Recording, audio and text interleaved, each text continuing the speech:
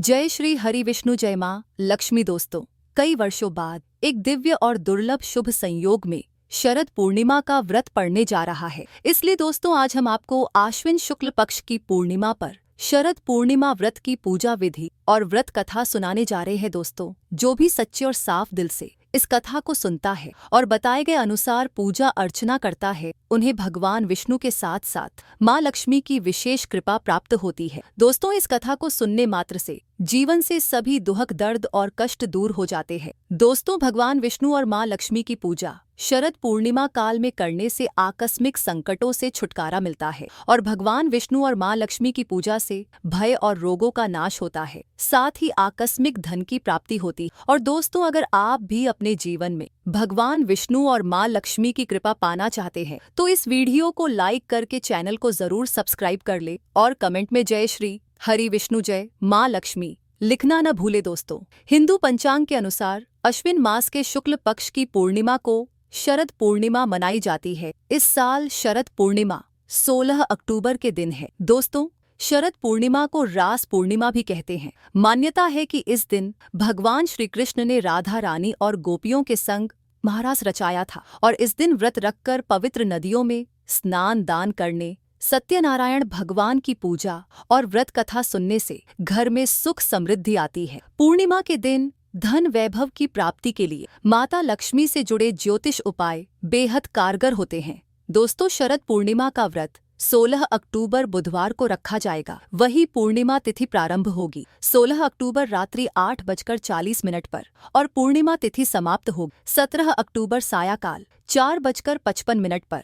इसके साथ ही चंद्रोदय का समय होगा 16 अक्टूबर शाम 5:08 पर और स्नान दान का मुहूर्त होगा प्रातःकाल 4:43 से प्रातःकाल 5:33 तक। वही लक्ष्मी पूजा मुहूर्त होगा 16 अक्टूबर रात्रि 11:42 से 17 अक्टूबर प्रातःकाल 12:32 तक। तो चलिए अब जानते हैं शरद पूर्णिमा की पूजा विधि के बारे में। दोस्तों, शास्त्रों के अनुसार शरद पूर्णिमा की रात देवी लक्ष्मी पृथ्वी का भ्रमण करती हैं। इसीलिए इस दिन रात में माँ लक्ष्मी की पूजा करने वालों पर धन वर्षा होती है। पूर्णिमा के दिन प्रातःकाल स्नान के बाद पूजा स्थल पर महालक्ष्मी और भगवान विष्णु जी की प्रतिमा को गंगा जल से स्नान कराकर स्थापित करें और तिलक लगाएं। प्रतिमा के सामने घी का दीपक जलाएं और सभी पूजन सामग्री जैसे रोली मोली, अक्षत, ड्राई फ्रूट्स, तुलसी दल अर्पित करें। इसके बाद चावल की खीर का भोग लगाएं। पूजा में लक्ष्मी जी और विष्णु मंत्रों का जाप कर सत्यनारायण व्रत कथा सुने। शाम को चंद्रमा को अर्घ देकर व्रत संपन्न करें। आइए अब जानते हैं शरद की पूर्णिमा क्यों मनाई जाती है। दोस्तों, बता दें कि शरद पूर्णिमा की रात देवी लक्ष्मी पृथ्वी का भ्रमण करती हैं। इस दौरान देवी सभी से पूछती हैं, को जागृति यानी कौन जाग रहा है। रात्रि में देवी लक्ष्मी की पूजा करने वालों पर धन की वर्षा होती। शरद पूर्णिमा वह रात है जब कृष्ण और ब्रज की गोपियों के बीच महारासलीला की गई थी। इस रात को कृष्ण ने ऐसा रास रचाया कि शिव भी स्वयं को रोक नहीं पाए और दिव्य नृत्य देखने के लिए गोपी का रूप धकर वहां पहुंच गए। कहते हैं इस दिन कृष्ण पूजा करने से तमाम तरह के दुख दूर हो जाते हैं। आइए अब जानते हैं शरद पूर्णिमा पर खीर का क्या महत्व है। दोस्तों, शरद पूर्णिमा का चंद्रमा अन्य दिनों के मुकाबले आकार में बड़ा और औषधीय गुण प्रदान करने वाला माना जाता है। चंद्रमा की किरणों से अमृत बरसता है। यही वजह है कि इस दिन पारंपरिक रूप से गौ दुग्ध और चावल की खीर बनाकर उसे संपूर्ण रात्रि के लिए चांदनी में रखा जाता है, जिससे उस खीर में चंद्रमा के औषधीय और दैवीय गुण समाहित हो जाते हैं। सफेद चीजों का संबंध चंद्रमा और शुक्र ग्रह से होता है, इसलिए इस दिन चावल दूध की खीर चांदी के बर्तन में खाने से कुंडली में चंद्रमा और शुक्र ग्रह भी मजबूत होते हैं। तो आइए दोस्तों, अब आपको सुनाते हैं शरद पूर्णिमा की संपूर्ण कथा, जिसे सुनने मात्र से आपके सभी पाप धुल जाएंगे और आपकी हर मनोकामना पूरी हो जाएगी। और इस कथा के बाद हम आपको एक आसान सा चमत्कारी उपाय बताएंगे, जिसको अगर आप इस दिन कर लेते हैं तो आपकी सभी मनोकामना मात्र 24 घंटे में पूरी हो जाएगी। तो आइए सबसे पहले सुनते हैं शरद पूर्णिमा की संपूर्ण कथा। एक बार एक गांव में एक व्यापारी रहा करता था, जो व्यापार के मामले में बहुत ही निपुण था। गांव के सभी लोग व्यापारी की बहुत प्रशंसा प्रशंसा किया करते थे और उससे ही व्यापार की सभी वस्तुएं खरीदा करते थे। उस व्यापारी की 2 बेटियां थीं। वह अपनी बेटियों से बहुत प्रेम किया करता था। उनके लालन पालन में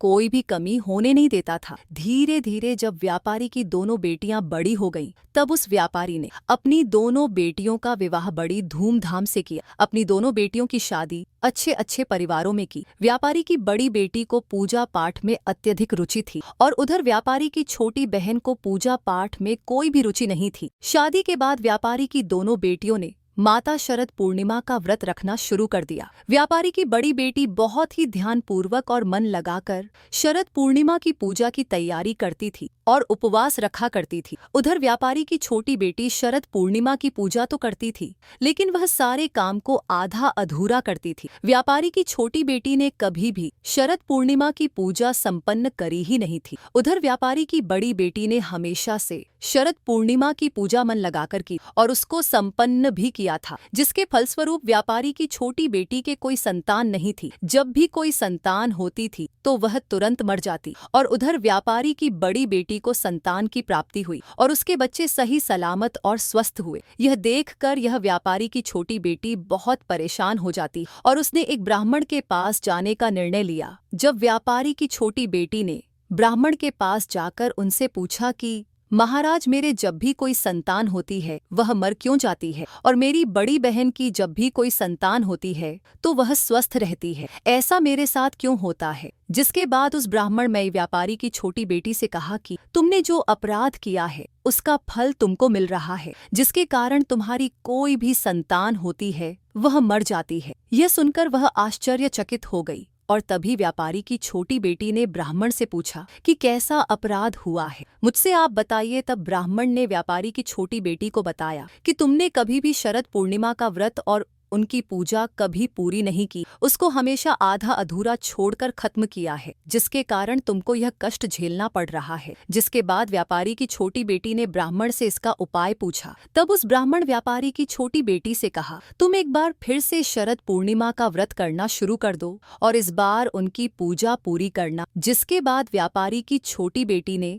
ब्राह्मण की बात मानकर शरद पूर्णिमा की पूजा करने की तैयारी करने लगी और व्रत भी रखा। इस बार पूजा संपन्न भी की, लेकिन हर बार की तरह इस बार जब व्यापारी की छोटी बेटी को संतान की प्राप्ति हुई तब उसकी संतान एक बार फिर से जन्म के बाद मर गई, जिसको देखकर वह बहुत क्रोधित हो गई। जिसके बाद उसने अपनी बड़ी बहन को अपने घर बुलाया ताकि वह उससे बदला ले सके कि मेरे साथ ही ऐसा क्यों होता है। जिसके लिए व्यापारी की छोटी बेटी ने एक पाटे में अपने मरे हुए बेटे को लिटा दिया और उसके ऊपर से एक चादर से उसको ढाल दिया जिससे वह दिखे नहीं, और अपनी बड़ी बहन को अपने घर बुला लिया। जिसके बाद व्यापारी की छोटी बेटी ने अपनी बड़ी बहन को उसी पाटे पर बैठने के लिए कहा जिसमें उसका मरा हुआ बच्चा लेटा था। जैसे ही उसकी बड़ी बहन उस पाटे में बैठने लगी तब उसको कुछ अजीब लगा, जिसको देखने के लिए वह उठी और उसने देखा कि नीचे तो एक बच्चा लेटा है। जिसको व्यापारी की बड़ी बेटी ने छुआ तो वह मरा हुआ बच्चा जोर जोर से रोने लगा। जिसके बाद व्यापारी की बड़ी बेटी ने अपनी छोटी बहन से कहा कि तुम मुझसे यह क्या करवाने जा रही थी, अभी तो मुझसे अपने बच्चे की मृत्यु करवा देती और मैं कितना बड़ा अपराध कर देती। जिसके बाद उसकी छोटी बहन ने अपनी बड़ी बहन को बताया कि यह बच्चा तो पहले से ही मर चुका था, लेकिन जैसे ही तुमने इस बच्चे को छुआ है वह पुनः जीवित हो गया। तुमने मेरे बच्चे को नया जीवन दिया है। यह चमत्कार देखकर सभी लोगों ने भी शरद पूर्णिमा का व्रत और पूजा करना शुरू कर दी। शरद पूर्णिमा को अधिकतर उत्तर भारत में रहने वाले लोग मनाते हैं और जब अश्विन की पूर्णिमा होती है तो उससे ही सभी लोग शरद पूर्णिमा कहते हैं। और इस दिन उपवास रखने के कारण इस उपवास को कोजागरी उपवास पूर्णिमा और रास पूर्णिमा कहते हैं, क्योंकि बहुत से लोगों का मानना है इस दिन भगवान श्री कृष्ण जी ने अपनी गोपियों के साथ रासलीला की। शरद पूर्णिमा के दिन सभी लोगों को चंद्रमा को देखना चाहिए, क्योंकि उस दिन चंद्रमा अपनी पूरी 16 कलाओं में विराजमान होता है। शरद पूर्णिमा के दिन चंद्रमा इतना सुंदर लगता है कि मन करता है बस उसे देखते ही जाए। शरद पूर्णिमा के दिन चंद्रमा को देखने से हमारे शरीर में एक अलग सी शांति प्रदान होती। और शरद पूर्णिमा के दिन सभी लोग सुबह स्नान करके और नए कपड़े पहनकर पूजा की तैयारी करते हैं। शरद पूर्णिमा के दिन सभी लोग, जो भी शरद पूर्णिमा की पूजा करता है, उस दिन उसको पूरे दिन का व्रत रखना होता है। शरद पूर्णिमा के दिन देवी लक्ष्मी जी की पूजा की जाती और जैसे जैसे शाम होती है तो शाम के समय ही माता लक्ष्मी जी की पूजा की जाती। पूजा करने के बाद सभी लोग चंद्रमा के पास जाते हैं, चंद्रमा को देखकर अपना व्रत खोलते हैं, बहुत सारे गाने गाते हैं, खीर बनाते हैं, जिसको खाकर बहुत सारा आनंद प्राप्त करते हैं। बहुत से लोगों का मानना है कि शरद पूर्णिमा वाले दिन रात में चंद्रमा से अमृत की वर्षा होती, जिसके कारण सभी लोग खीर बनाकर अपनी छत में जाकर खीर को रख देते हैं। जब रात के 12 बज जाते हैं तब सभी लोग चंद्रमा की पूजा करते हैं, उस खीर का सेवन करते हैं। और ऐसा माना जाता है कि जो भी मनुष्य और औरत शरद पूर्णिमा का व्रत रखते हैं,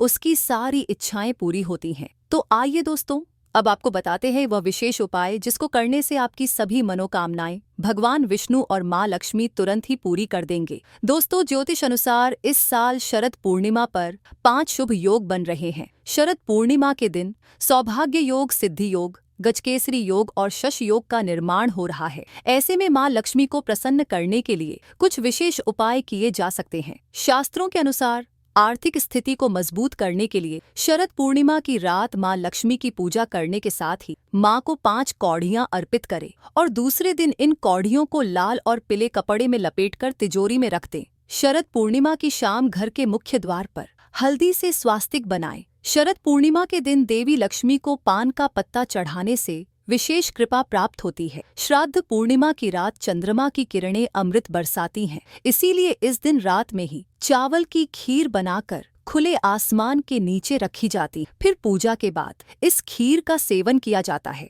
लेकिन इस बार शरद पूर्णिमा पर चंद्र ग्रहण भी है। ऐसे में चंद्र ग्रहण के समाप्त होने के बाद ही खीर बनाकर खुले आसमान के नीचे रखें और अगले दिन इसका सेवन करें। इससे स्वास्थ्य लाभ प्राप्त होते हैं। तो दोस्तों, आशा करते हैं शरद पूर्णिमा व्रत से जुड़ी हुई यह महत्वपूर्ण जानकारी आपके लिए अवश्य उपयोगी सिद्ध होगी। तो दोस्तों, आपको जानकारी कैसी लगी हमें कमेंट में जरूर बताइएगा। वीडियो अच्छा लगा हो तो वीडियो को लाइक, शेयर और चैनल को सब्सक्राइब करना न भूलिएगा। आप सभी के मंगल की कामना करते हुए मिलते हैं अगली वीडियो में। धन्यवाद। जय श्री हरि, विष्णु जय, माँ लक्ष्मी।